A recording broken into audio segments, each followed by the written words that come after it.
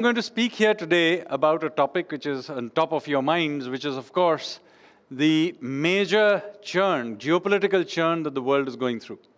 We are witnessing one of those moments in history when the world order basically resets. These are turbulent times. Now, of course, I have to be a little careful about what I say here because I am a policymaker and I'm dealing with a live situation.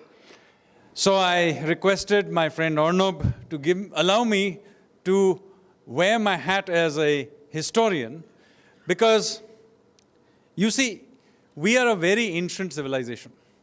And in this very long history, we have not only witnessed but participated in many periods of geopolitical shifts. And so there are many interesting lessons that we can bring to bear over these many thousands of years of history. And I'm going to use 2 episodes to illustrate this issue. So the first issue, or rather, first episode that I'm going to deal with relates to something that happened exactly 1,000 years ago. In the year 1025, when, as some of you may be aware, the great king Rajendra Chola did a raid on Southeast Asia. So this was a major naval raid, a major geopolitical event of that time. And I will first get you to understand what were the circumstances in which it happened, and 2, what are the lessons we can draw from it. And then I will go on to the other episode. So let me take you back 1,000 years ago. What was going on? What did the world look like 1,000 years ago? So 1,000 years ago, the world economy basically was about trade between 3 major nodes. One of them was in the Eastern Mediterranean, the Fatimid Empire out of Egypt. The second was India, which was the southern India was at that time dominated by the Chola Empire. And the third was China, ruled over by the Song Empire. And these 3 nodes were trading each other heavily, particularly through the maritime route. Now, it is important to note here that we are all very proud about India being, at that time, something like a third of the world economy. But you have to understand that this wasn't only about the domestic economy. It happened because we Indians dominated world trade. And how did we do it? It wasn't about, individual heroic merchants sailing out into the horizon. It was actually done by large guilds, merchant and artisan guilds, which were not dissimilar to multinational companies. We even know their names. For example, one of them was called Mani Gramam. Another was called the 500. Why 500? I presume because they had 500 shareholders. So it was like a modern corporation. And these were not small bodies. They had sort of operations across the world. For example, the 500 had major operations in Southeast Asia. They had their own navy because there were obviously pirates everywhere. Indeed, some of these big multinational merchant guilds were so powerful that they survived through many dynasties. So dynasties would come and go, empires would come and go, but these massive merchant guilds would continue. And these merchant guilds were financed by a very sophisticated financial system, interestingly run out of the temples. So in case you have ever wondered why is it that Hindu temples in the medieval period had so much gold, it was not because the kings of that time were handing over their gold to the temples. So let me assure you that Indian politicians of all eras are always very reluctant to hand over their money to anyone. So even at that time it was true. The reason Indian temples, Hindu temples had so much money was because they functioned as banks and venture capitalists who were financing these merchant and artisan guilds to build out this massive merchant, what I would call an export-led model of growth. So this was what allowed this domination of this global economic system. Now, a series of events in the early 11th century threatened this. So what happened is, you have to know that a lot of this trade was happening between India through Southeast Asia to China, Korea, Japan, and so on. And this happened through two routes. There was one route which went through the Malacca Straits, which is between Sumatra and the Malay Peninsula, which was usually controlled by the Srivijaya kings of Sumatra. And the other route was through the Sunda Strait, which is between Sumatra and Java, which was usually controlled by the Javans. So these were the two routes through which the Cholas were trading with the Song and other kingdoms of that part of the world. Now what happened is that the Sumatrans were under tremendous pressure from the Javans. And at that one point, a series of battles, the kings of Java basically defeated the Srivijayas. So the Srivijaya went running to the Chinese for help. And the Chinese decided to provide them with a great deal of support. So the reason I'm telling you this is that Chinese geopolitical projection is not a new thing. It was happening 1,000 years ago. And it is with the help of Chinese support that the Srivijaya managed to not only defeat the Javans, but take control of the Sunda Strait as well. So now you had a situation where the same power controlled both the Malacca Straits and the Sunda Straits. And of course, they did what all monopolists do. They dramatically jacked up the tariffs for passing through those straits. Now, this is something that was against the economic interests of the Cholas. So what they did is they sent a warning in 1017, a small raid, to warn the Sumatrans that, look, we are not happy about the situation. But the Srivijaya ignored it. In fact, worse, they projected to the Song emperor that the Cholas were their vassals. I'm sure this information managed to wake it back to Rajendra Chola. So exactly 1,000 years ago, in 1025, Rajendra Chola decided to make a naval raid. Now, there is no evidence that Rajendra Chola had a large standing navy. So it is almost certain that most of the navy that he used were actually the navy of these merchant guilds I talked about earlier, of the Manigramam and of the 500. And so a large naval force was put together. It set sail from Nagapatnam, which is still a major port today. And from Nagapatnam, they made their way across the Bay of Bengal to Sumatra and then along the western coast to the Sunda Strait, where they probably refueled with their Javan allies. And having got refueled, they made their way up the Malacca Strait, sacking all the ports of the Srivijaya, and finally landing in Kadaram, what is modern Kedah in Malaysia. They destroyed the army of the Srivijaya completely. And then they made their way back past Nicobar, back to base. This was a major event, as you can imagine, and as a result of which the trade routes opened. And a few years later, we have a record of a joint embassy by the Cholas with the Srivijaya, where presumably they basically came to some agreement with the Song emperor. It is worth noting here also that the Chinese actually did absolutely nothing to help their Srivijayan vassals. Now, what is the lesson about this whole episode? What can we learn from this major event in our history? First of all, very important to remember that there is actually no difference between economic power and military power. Hard power matters. You can have all the soft power you want, but hard economic power and hard military power are needed, and they are joined in the hip. They're actually the same thing.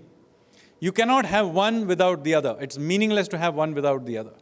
So this is something that our ancestors knew. We are all proud of ancient India, and for some reason we have been somehow given to believe that India was some sort of a uniquely pacifist country. That is not the case.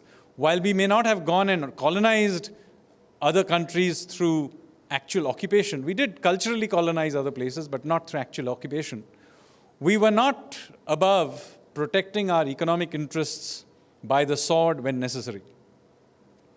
The second important thing is, even with your geopolitical rivals, you can enter into an understanding when you have economic interests which you may share. For example, it is very likely that the Song emperors were just as unhappy about the tariffs that they were being imposed by the Srivijaya.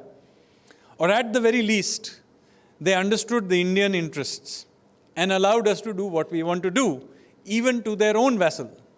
So whenever we are thinking of the Chinese, do remember that, yes, they have their interests, so do we. And if it suits them, and indeed, if we push hard enough, it suits us, we will be able to pursue our interests. But we have to be very clear what those interests are and to be willing to back it with both economic and military hard power. So this is the first episode that I wanted to tell you about. Now, this economic system that I described, unfortunately, fell apart in the early 13th century. All these three nodes of economic hub that I talked about were essentially sacked by raiders from the Central Asia. China's Song Empire was destroyed by the Mongols. India itself was sacked by the Turks. And of course, the Middle East was an absolute upheaval because of also the Mongols, who sacked Baghdad and other places. The temples, which were the backbone of our financial system, were sacked. So people tend to only think of this in cultural and religious terms, but do remember that it was an absolute economic disaster as well, because the financial basis of our Indian economic power was also destroyed. Notice that many of our big temples are all along the coastline. Where is Somnath? It is on the coast. Where is Konarak? It's on the coast. These were all temples which were related to the port activities of those areas. So we went into decline. Now, a couple of more centuries passed, and what happened is that in many of these places, new powers came back. These Central Asian hordes were either pushed back or at least put in control. So, for example, the Mongols were finally defeated by the Ming, and the Ming emperor rose and became a major power in China. In the Middle East, the Mongols were overthrown by the Safavids. So in Iran, and so the Middle East also came back. In India, although northern India continued to be under the control of the Central Asian invaders, at least much of southern India came to be under the control of another great empire called the Vijayanagar. Now, in this situation, it's quite interesting what the Chinese did. Remember, the Chinese, just like today, they were very conscious that they had come back from a period of decline. So what they did is, they wanted to also project power. Just like today they want to project power, the Ming emperors also wanted to project power. So they built a huge navy. This navy was led by a very unlikely leader, an admiral, who was a eunuch actually, called Admiral Zheng He. And Admiral Zheng He led these magnificent expeditions into the Indian Ocean. The ships he used were massive. They were massive even by modern standards. And in each one of these expeditions, he had between 20 to 25,000 sailors and soldiers and merchants on these expeditions. So these were huge expeditions by modern standards. The technology they were using at that time was almost a century ahead of what the Europeans were using. So the ships were huge, the technology was huge, and there was no doubt at that time that the Chinese were far in advance of anybody of that time. And using these ships, Admiral Zheng He came to the Indian Ocean. And he sailed all over the Indian Ocean. He came to, he went to Indonesia, where of course the main rival to the Chinese were the Hindu empire of the Majapahit, which was a Hindu empire of what is now Indonesia. He came to Sri Lanka, he came to India, he went to Africa and to Arabia. Now it is important, while he was trading, it is important to remember that this was primarily a projection of power, because do remember that these are not voyages of exploration. Indians, or indeed even the Chinese, had been sailing these waters for hundreds of years before that. So what they were really doing was signaling that, look, yes, we were conquered by the Mongols, but China is back. That is what they were signaling. And they made repeated voyages. Indeed, they did a lot of geopolitical maneuvering also in the Indian Ocean. So, for example, they tried to change the king of Sri Lanka and put their own candidate there.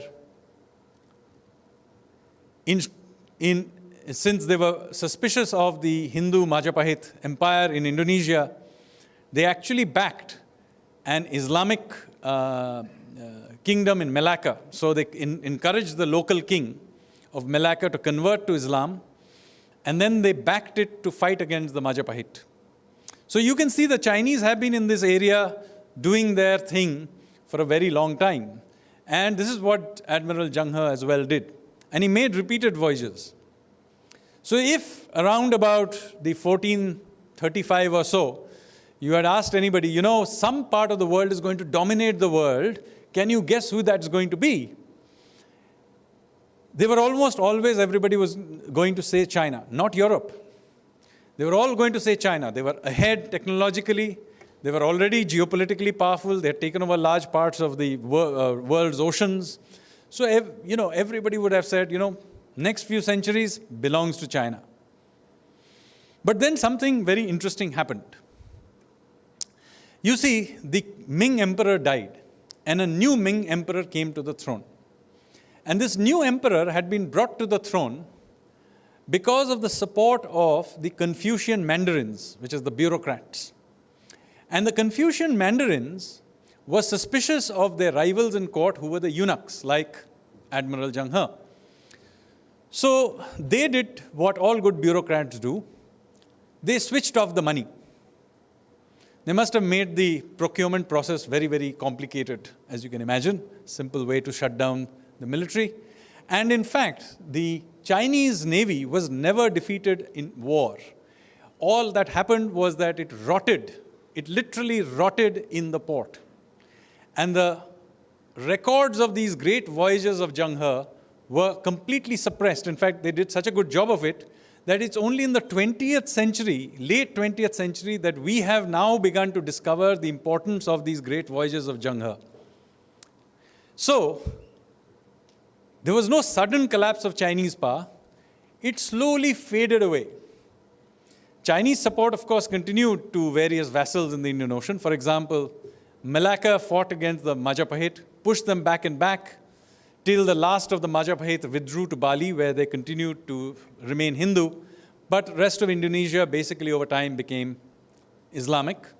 As I said, the Islamization of Southeast Asia was a Chinese geopolitical project. Not many people know this.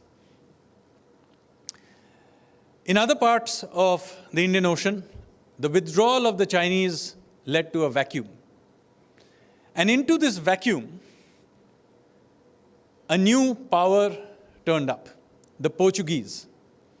So this is the environment in which Vasco da Gama turned up with just 3 ships. Now, in case you wondered, how is it that this small power, Portugal, which was not even a major power in Europe, turns up in the Indian Ocean and basically takes it over within a decade or two? The reason it was able to do this is because the Chinese had been there before them.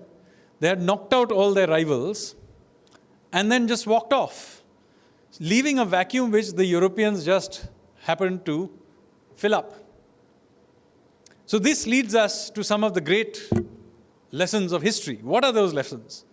First of all, be very wary of bureaucrats. As you can see, that you can have all the geopolitical ambitions in the world, but it's your internal politics that will do you in. And this is what happened to the Chinese. I'm not just including the bureaucrats, I meant that facetiously, of course, but your internal dynamics matters a lot more than you think, even if you happen to be a great power. So today's great powers, whatever that's happening to them, is driven largely by their own. They don't have to be necessarily defeated in war. It is their own dynamics which will lead to their downfall. Second, it has a very important lesson to India. Remember that between the decline of the Chinese and the coming of the Portuguese, there were several decades empty. Now, why is it that the Vijayanagar Empire, the Indians did not fill it out. This was, after all, an empty space. The Vijayanagar Empire was a very prosperous empire with a long coastline, and indeed very much aware of benefits of coastal trade, because its own wealth was based on maritime trade. And yet the Vijayanagar emperors made no real attempt to create a big navy or project power. Look at the change in attitude between Rajendra Chola and Vijayanagar Empire. Now, the Vijayanagar was a great empire indeed, but it did not lead to a re-establishment of Indian economic, military or civilization power. It was at best a holding job. They were holding on, but it didn't help. Retreating behind the walls never helps. That's what the Chinese discovered. Having the Great Wall of China hadn't helped them against the Mongols, and it didn't help them later on against the Manchurians. And for us to have decided that we were not going to project power in the maritime space and remain at home did not mean that we were left alone. Far from it, the Europeans turned up, and the next colonization of India actually happened from the sea. So this has, again, a very important lesson to us today, that we have to engage with the world. Just because we want to hide behind the walls does not mean that the rest of the world is going to leave us alone. So to be a great power, to revive as a civilization, we cannot think of it in terms of purely being domestically oriented. We have to engage with the world. It has to be done by an outward orientation, because no matter what you say, the rest of the world is going to carry on. You may not have an interest in them, but they have an interest in you. So these are the two big episodes of Indian history that I gave you. There are many others that I could talk about, but the point I was trying to get to, now coming back to the present, is this. We now face a peculiar period in world history where clearly the old order is breaking down and a new order is appearing. We are an emerging power. We want to be a great power, but we are not there yet. And we are in an environment where there is not only rivalry between the two large existing powers, but they also look on us with some degree of suspicion. So this is an environment which we have to deal with, but we need to deal with it with the following principles in mind. First of all, we cannot compartmentalize different fields of power. We have to not just have an all-of-government approach, we have to have an all-of-nation approach. We cannot separate out military power from economic power. We cannot separate out the government and public sector from private sector. All of these things are intertwined. Whatever our internal differences may be, when we are dealing with the world, we have to be on the same side. Because the people with whom we are dealing with are going to come to the table being united on their side in their own way. Secondly, world power and dynamics of world power are extremely unpredictable. Do not bother to try and predict it. After all, nobody could have guessed circa 1450 that it was not the Chinese but the Portuguese who would come to dominate the Indian Ocean. Not possible to have predicted it. Similarly, it is not possible for us to predict exactly how things will pan out from here on, either with President Trump or with President Xi or with many other people around us, not to mention random shocks like COVID that could happen. What we need to do is to be internally resilient and have policies that are flexible to deal with the situation as it appears. We tend to get very disappointed every time things do not quite pan out the way we may have planned. But in fact, it should be entirely surprising if it does pan out the way you planned it, because the world is uncertain. It's an unstable place by definition. So the game is not to have grand plans, but to invest into your own strength, and very importantly, be willing to act opportunistically when the opportunity arises. So you have to be willing to go in there and do it. And finally, when we say Atmanirbhar Bharat, or we say Swadeshi, we should not confuse it with some 1950s view of import substitution and looking inward. Of course, we should build on our own strength, but it has to be an outward-oriented approach. We need to go out there and capture export markets. We need to go out there and build geopolitical linkages. And we need to be willing to use these for pursuing national interest. With that, let me stop. Jai Hind.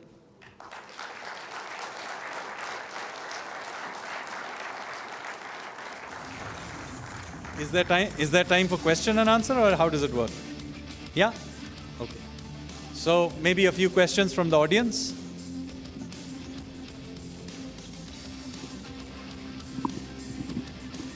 Ready, mic 3. You'll have to wait for the mic. Mic 3. I'm into a bit of a teaching also and others. One thing is there, we're saying we're going towards protectionism, though globalization is the key. The one thing you again gave a pitch for globalization. So how far, what kind of a trade-off is there between globalization and protectionism, which a lot of politicians on TV are made in India and whatnot? A bit of light you can throw upon it. So we need to be proud of made in India, but we should not confuse it with going back to license permit Raj and building ambassador cars. So when we say make in India, we need to be clear that this means that we have to engage with the cutting edge of what is happening today. That doesn't mean accepting shoddy products just because they're made in India. So this is why it is very important that we should be willing to be at the cutting edge. In many cases, that may involve having various kinds of alliances in different spaces with other countries as well. It may need us to have a much more proactive effort towards R&D. We may need to have a far more realistic approach about creative destruction of our own corporate sector, such that the efficient survive, but the inefficient are weeded out. So all of this is important, because when we say make in India, it means building on our own strengths. It does not mean sort of keeping some inefficient type of thing going. As I said, this is not a return to the ambassador car. You cannot compete with the rest of the world if your ambassador car is your cutting edge. Somewhere else, maybe the lady there can be given the mic. Or maybe, yeah? Sir. Where are you? Who's speaking? Yeah, there, okay. Sir, ये जो अभी चल रहा है Trump के साथ, तो क्या ट्रम्प जो कर रहे हैं अभी वो भारत के लिए बेहतर है या मतलब नेगेटिविटी में जा रहा है ये भारत के लिए? तो मैं अंग्रेजी में उसका उत्तर दूंगा, जो आपकी इच्छा हो, क्योंकि अभी तक अंग्रेजी में ही बोला है मैंने कोई. तो so the fact of the matter is, we should not waste our time thinking about whether President Trump is a good person or a bad person. He is what he is. We should accept it as the state of the world and pursue our interest to the extent we need to do in whatever way we need to do it. I think too much of the media debate, or even debates in the drawing rooms, are about whether or not he is a good person, trustworthy person, and so on. That is irrelevant. He is currently the President of the United States. He will do what he is doing. We should accept it as the state of the world and engage with it flexibly, pursue our interests. Where we need to stand our ground, we need to stand our ground. Where we need to make trade-offs, if it is possible, we shall make trade-offs. We should not be emotional about the whole matter. This is about long-term pursuit of Indian interest, which will last over not just President Trump, but the next 5 of his successors. So we have to think 25, 30 years of sustained engagement with the world during a period when we will go through our own demographic benefit period. So our job is to really deal with the world it is. So the point, the push I'm making is for a realist approach to our economic and foreign and military strategy, not an idealist approach. Sir, Where are you? sir, here. Here, sir. Sorry, Yeah. okay. So if after this, the mic can be brought to this side as well? Yeah. Yeah, sir, continuing with the tariff situation which has been raised by the earlier questioner, what can the government actually do additionally to support our exporters so that they can still go out and capture the markets out there? So, as I said, first of all, I have to be careful what I say, because I said I'm a policy maker, I'm not an analyst, and we are in an active, live situation. But let me say that whatever needs to be done will be done. We have announced before where deregulation needs to be done, it will be done. If financial support is needed in some fashion, that will be provided. But at every stage, we will also look to other partners. Remember that the US is not the only game in town. There are other partners we also need to look into. And even in the case of the US, there are things we can pursue. So I don't think we should, get into this game of, looking at this to be played in a defensive way. This has to be played in offense. And if it requires us to do major reforms, then we should do it, or provide whatever support we do it. All of which will need, as I said, an all-of-nation approach. Just cannot be done by government. There has to be a wider effort by the population, by the corporate sector in pushing this effort. Yeah. Good afternoon, sir. I am Sanjeev Sanyal.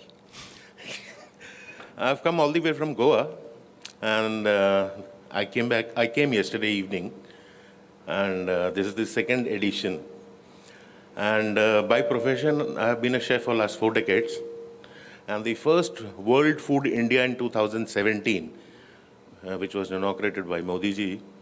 So I made food from 27 different states, But I specialize in Mediterranean, Pan-Asian, and classical French, That's my bread and butter, But now I'm doing modern Indian. I've done a lot of research on it. And now, of course, I have opened one of the food courts here in Gurgaon, and second will come up very soon near the Lokmanya Road, very soon, 31st of August. So there I have stressed a lot of, Dadima's food, like the Konkan belt, where I live in Goa. So it's a 2,000-kilometer stretch. And I was here last time also, and I have sent a mail to the Republic media also, that what I have in mind, Because, so many, younger generations with all this junk food and all. So, like if you said something like a pizza, so we can have a substitute for it, something to do with, wheat. We can do a rotsa or a nanza. So a lot of things, if somebody wants to come to our food court and see, like a lot of things which are not known to India, and the younger generation do not know about it. And I have requested, I have also sent them a mail, a proposal, what I intend to do. No, it's fair enough. I mean, if what you're saying is that we should promote our indigenous foods, I agree. If you can pass the mic over to the lady there. There is no question that we need to do that as well. And by the way, in addition to this, we need to also remember that we need to be willing to protect our indigenous seeds, cereals, crops of various kinds. And this is indeed one of the major issues which we have had while negotiating with the rest of the world. We have made an extra effort to try and protect our indigenous food systems. Because it is very easy to then slip into an environment where we are entirely dependent on hybrid varieties, which may not be as nutritious as our domestic varieties. And losing food diversity is not only a bad thing, but very often what happens is that a few years later, this same indigenous variety turns up patented in some other country and then sold back to us. So we need to be careful of this, and so yes, I agree with you. I'm Dr. Madhumita Kothari, and I'm an international lawyer. and an international maritime lawyer. And therefore, what you spoke about India as a maritime power is an area of interest for me, and therefore I want to ask you this question since you are advising the Prime Minister also. Now, when I was doing my PhD on blue economy and ocean governance, I had put in a lot of issues in terms of India's maritime issues. We have a coastline of 8,118 kilometers. There are more than 19 ministries of the government of India which have stakes in the oceans. But there is not even one body to coordinate between these 19 ministries of the government of India. And except for the security issues along the coast and some port works being done, are we really capitalizing on our maritime resources? This is my question to you. So this is an issue on which I have spoken widely, as you know. Although I will warn you that creating yet another Ministry of Coordination of Maritime Issues is a bad idea. You'll just end up creating another layer. As somebody who works in the government, let me say that the best we should do is to try and get those ministries to coordinate with each other, then create another layer. So I wouldn't advocate creating another coordinating ministry. But what you said otherwise is an important issue. So let me explain it to the rest of the audience. You see, we have land borders and also a coastline.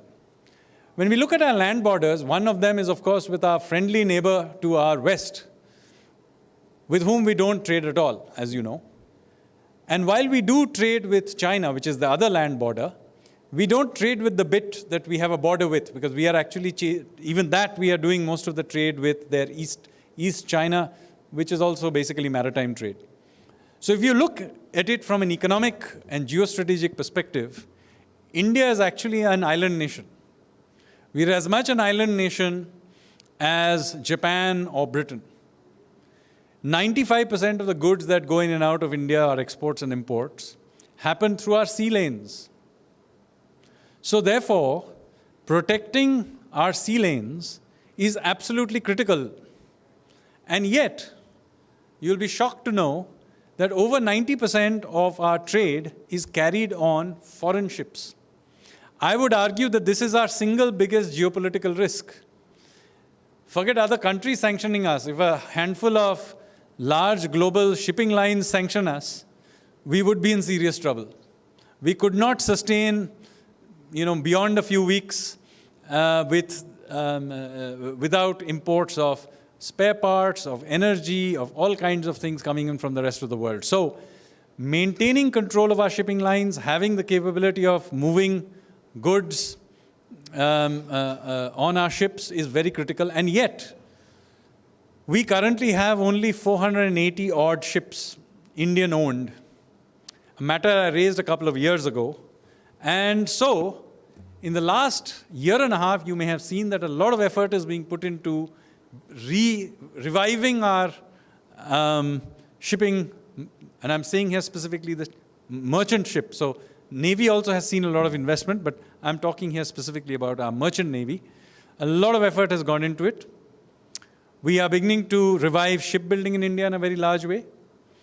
We intend to become, within the decade, in the top 5 shipbuilding countries in the world, and I think we have a good shot at that. A lot of resources are being put. A very large maritime fund has been created. The shipbuilding yards are being opened.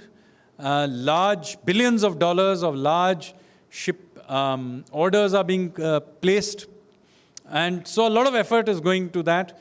Recently, 4 big maritime-related laws were changed relating to ownership and flagging and so on.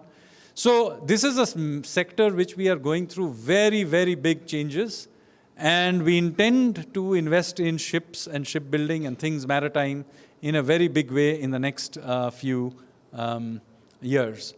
With that, let me bring this to a close, because I think this has been a long session and there are other speakers as well waiting. So thank you very much, ladies and gentlemen. Jai Hind.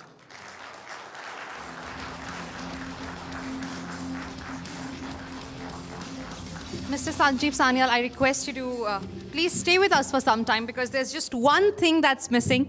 And for that, I would request our editor-in-chief to please be on stage. This is the Nationalist Collective badge. And ladies and gentlemen, it is not just a badge, it is the pride, a proud badge that all of us are wearing today.